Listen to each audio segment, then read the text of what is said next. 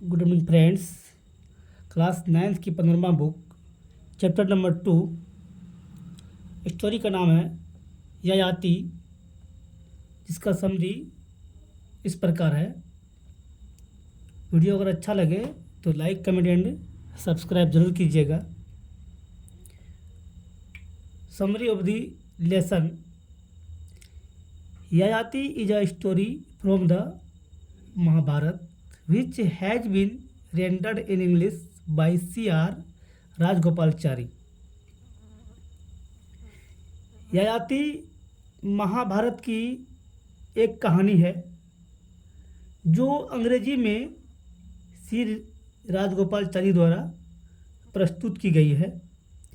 This story is about an emperor Yayati who was one of the ancestors of the Pandavas. यह कहानी ययाति नामक राजा के संबंध में है जो पांडवों के पूर्वजों में से एक थे।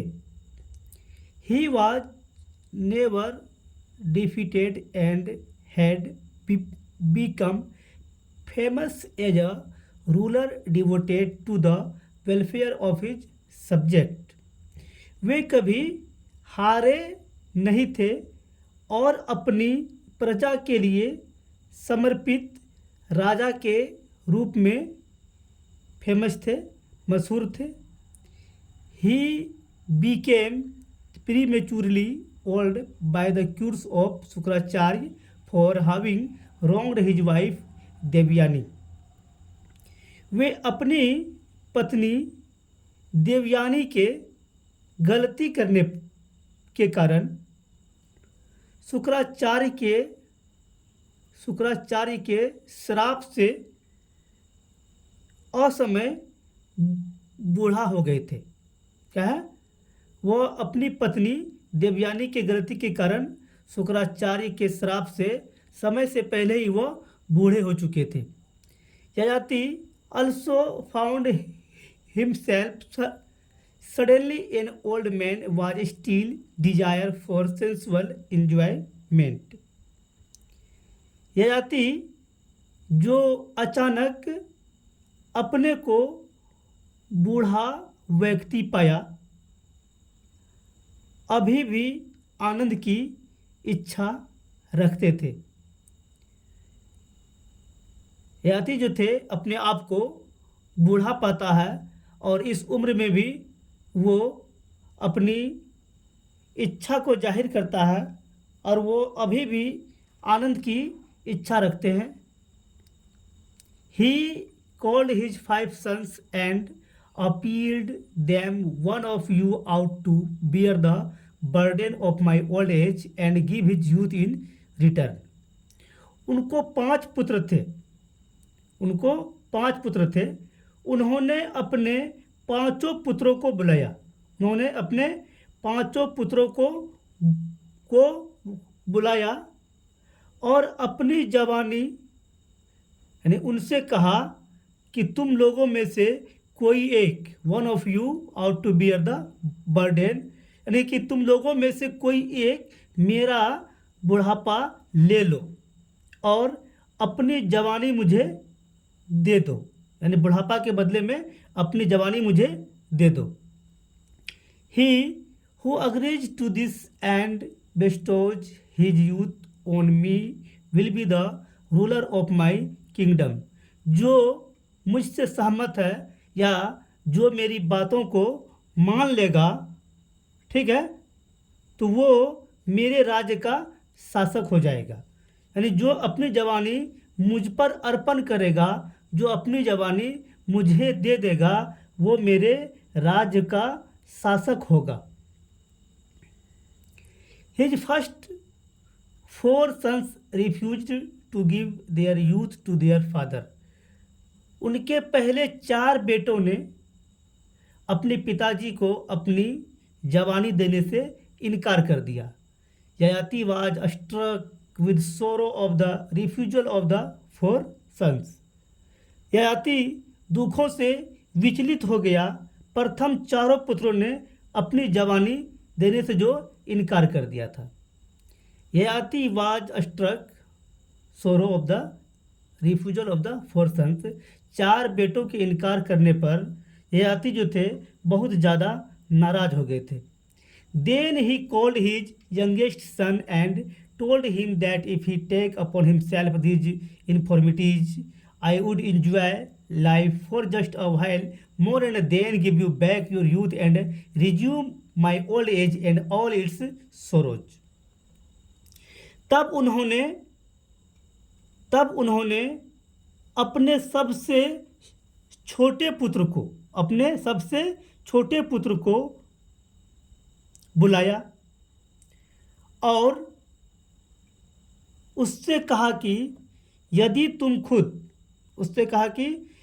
तुम खुद इन कमजोरियों को ले लो, मैं मात्र कुछ दिनों तक जीवन का आनंद लूँगा, for just a while more and give you back your youth.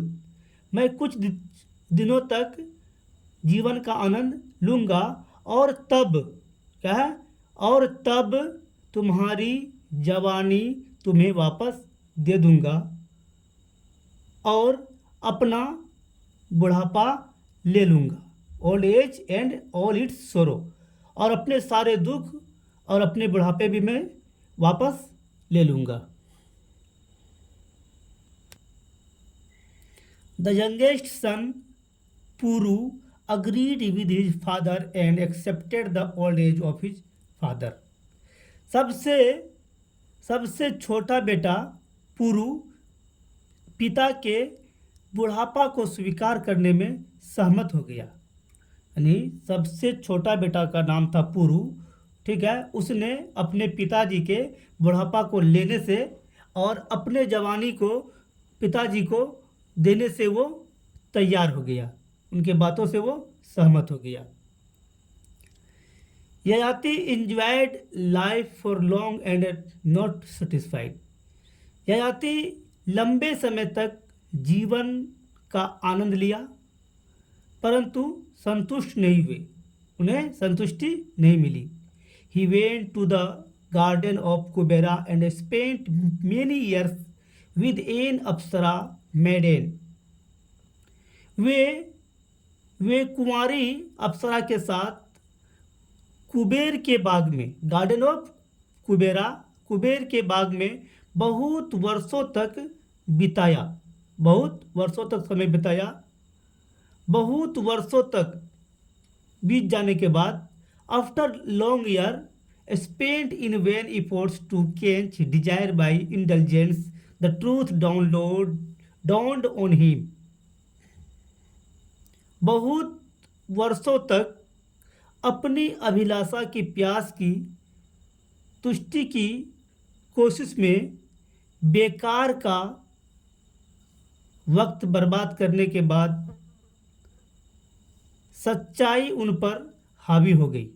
क्या? The truth dawned on him, यानी कुबेरा के बाग में अपने बेटा के जवानी को लेकर के वो अप्सराओं के साथ, कुमारी लड़कियों के साथ, ठीक है, वक्त बिताने के बाद वो बाद में उसे एहसास हुआ, ठीक है, कि मैंने गलत किया, ठीक है, और सच्चाई उन पर हावी हो जाती है।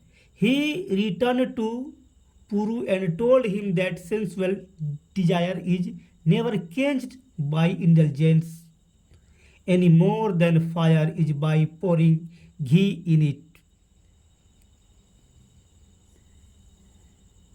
वे पुरु के पास वापस लौट आए।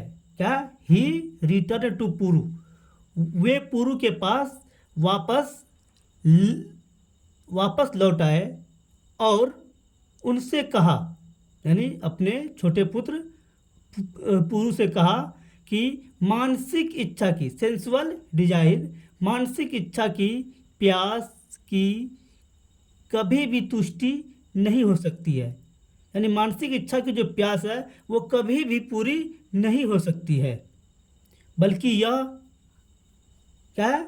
बल्कि यह आग में, any more than fire is by pouring, बल्कि यह आग में घी के समान होता है। क्या है?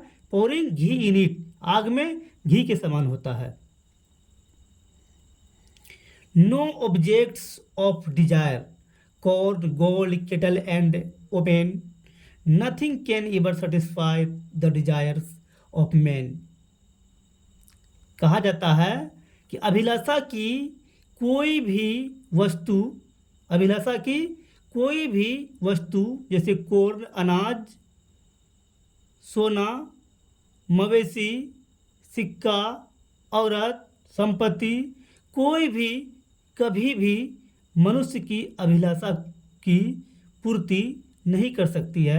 यानी कभी भी उससे मनुष्य जो आदमी जो हो संतुष्ट नहीं हो सकता है। Nothing can ever satisfy the desires of man, कभी भी आदमी उससे संतुष्टि हासिल नहीं कर सकता है।